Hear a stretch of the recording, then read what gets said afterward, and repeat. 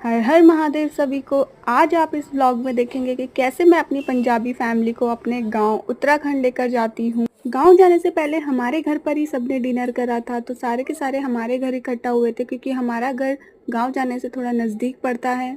मेरे ससुराल वाले और मायके वाले सब आ गए थे और यहाँ से हमने करी थी 2 गाड़ियाँ बुक, और यतिन सो रहे थे कि गाड़ी में सोने को नहीं मिलेगा। एक गाड़ी आई तो उसके साथ साथ दूसरी गाड़ी भी आ गई थी।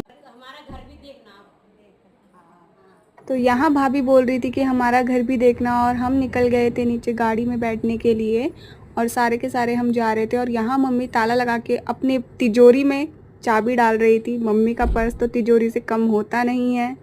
यहाँ लगाया जा रहा है त्रिपाल क्योंकि उत्तराखंड के मौसम का कोई भरोसा नहीं है। और यहाँ सब तैयार हो गए थे जाने में, और यतिन ने बोला मैं पीछे बैठूंगा सबसे, क्योंकि सीधे रास्ते में तो मैं पीछे बैठ सकता हूँ लेकिन पहाड़ी में बिल्कुल नहीं बैठ सकता। यहाँ हो गया था सौदा कि पहाड़ी पे आगे मैं बैठूंगा। हमें रास्ते में दिख रहे थे बहुत से कावड़िया, और उनके लिए यहाँ पे जगह जगह पे स्टॉल्स लगी थी खाने पीने की। और यहाँ हम आ गए थे सीएनजी भरवाने, और जैसा कि आपको पता ही है सीएनजी भरवाते हैं तो मम्मी को साथ में वॉशरूम जाना होता। वॉशरूम इतना गंदा था कि प्रेरणा रिव्यू दे रही थी वॉशरूम का। और ये देखिए इतने कावड़िया हमें रास्ते में दिख रहे थे क्योंकि नेक्स्ट डे तो जल था, तो सारे के सारे वापस आ रहे थे जल लेके।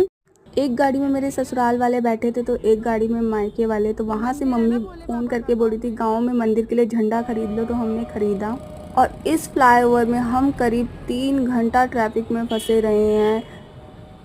बहुत ज़्यादा कावड़िया जा रहे थे, और देखिए किस तरीके से ये बाइक से क्रॉस कर रहे हैं। और ये गाड़ी वाले ने झंडा सही लगाया इस तरीके से, आप ज़रूर बताएं कमेंट में। इतनी देर तक ट्रैफिक में फंसने के बाद हम बहुत देर में कोटद्वार पहुंचे थे। और यहाँ देखिए बीर वाला तिलू रोतेली हमारी प्रेरणा को खाना था क्रीम रोल, तो उसने क्रीम रोल खरीदा और बहुत टेस्टी था ये। सबने चाय पी और हम निकल गए थे फटाफट। कोटद्वार से निकले और सिद्ध बली जी के मंदिर के दर्शन ना हो ऐसा हो ही नहीं सकता। और मम्मी को आने लग गए थे इतनी जल्दी चक्कर, और हर जगह रास्ता टूटा हुआ था इतनी बुरी तरीके से। और हम पहुंच गए थे लास्ट सीएनजी पंप तक। सीएनजी भर रही थी तो मैं नदी के पास आ गई, और इसके बाद सारे के सारे आ गए थे। और यहाँ पे देखिए सबने फ़ोटो भी खिंचवाई।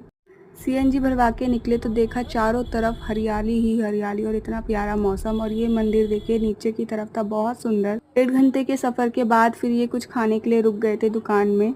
सभी ने परांठे और छोले मंगवाए और मज़े से खाए।